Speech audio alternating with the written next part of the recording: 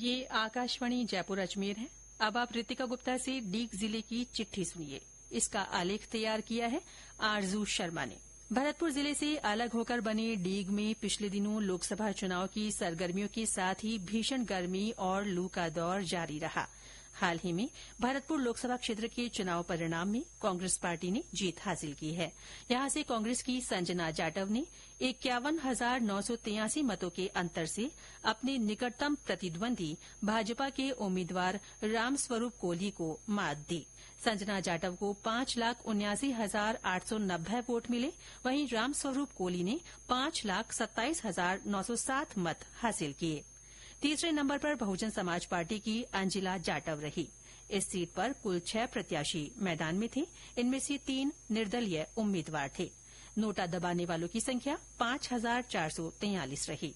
मतगणना भरतपुर के MSJ college में 19 राउंड में कड़ी सुरक्षा के बीच संपन्न हुई। इस दौरान विभिन्न प्रत्याशियों के समर्थक मतगणना केंद्र के बाहर मौजूद रहे और उत्सुकता से परिणाम का इंतजार करते रहे। जैसे ही रुझान आना शुरू हुए, वैसे ही जीत की ओर बढ़ रहे प्रत्याशियों के समर्थकों में उत्साह का माहौल बन गया और वे नारेबाजी करने लगे। जीत के बाद कांग्रेस खेमे में खुशी का माहौल रहा और मिठाई तथा आतिशबाजी का दौर चला। जिले में भीषण गर्मी से जनजीवन प्रभावित है। आमजन के साथ ही पशु पक्षी भी व्याकुल नजर आ रहे हैं। लोगों को राहत देने के लिए जिला प्रशासन लगातार प्रयासरत है। चिकित्सा विभाग की ओर से अस्पतालों में माकूल इंतजाम किए गए हैं। वहीं विभिन्न स्वयंसेवी संगठनों की ओर से कई स्थानों पर छाया के लिए टेंट और पीने के पानी की व्यवस्था की गई है। पशु पक्षियों को राहत देने के लिए परिंडे और खेलियां लगाई गई हैं। विश्व पर्यावरण दिवस के अवसर पर जिले भर में कार्यक्रम आयोजित हुए।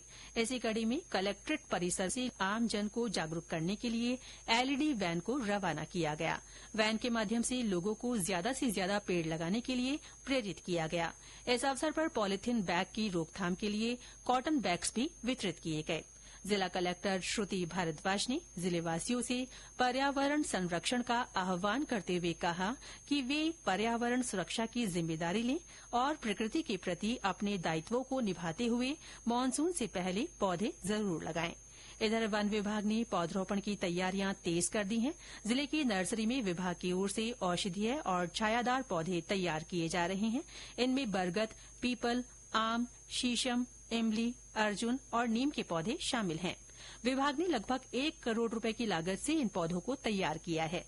ये पौधे ग्राम पंचायत, नगरपालिका और चारागाह भूमि में लगाए जाएंगे। पिछले दिनों जिले में वन जल अमृत अभियान का शुभारंभ हुआ। इसके तहत सभी उपखंड स्तरीय कार्यालयों में पक्षियों के लिए परिंडे लगाए गए हैं और इनमें लगातार दाने पानी की व्यवस्था की जा रही है।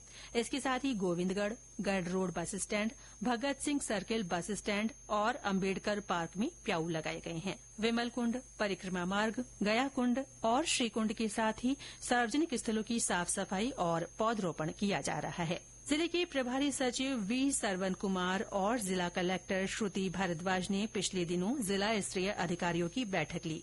बैठक में प्रभारी सचिव ने भीषण गर्मी के मद्देनजर अघोषित बिजली कटौती को देखते हुए बिजली व्यवस्था सुचारू करने को कहा। साथ ही अधिकारियों को निर्देश दिए कि वे लगातार क्षेत्र का दौरा कर लोगों की परेशानियों का निस्तारण करते रहें।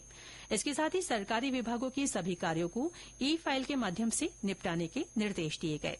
बैठक के दौरान ब्रज 84 परिक्रमा मार्ग पर हो रहे विभिन्न विकास कार्यों की भी समीक्षा की गई। इसमें परिक्रमा मार्ग पर आवश्यक सुविधाएं सुनिश्चित करने को कहा गया। अक्षय तृतीया का पर्व जिले भर में परंपरागत रूप से मनाया गया। इस अवसर पर कई कार्यक्रम आयोजित हुए। अबूझ सावे के चलते इस दिन शादी समारोहों की धूम रही। वहीं संभावित बाल विवाहों की रोकथाम के लिए प्रशासन सतर्क रहा। इसी दिन भगवान परशुराम की जयंती भी मनाई गई। डीग के राधा वल्लभ मंदिर में विशेष पूजा अर्चना की गई। इस दौरान शहर के मुख्य मार्गों से मोटरसाइकिल रैली निकाली गई। इसके साथ ही डीग जिले की चिट्ठी समाप्त हुई।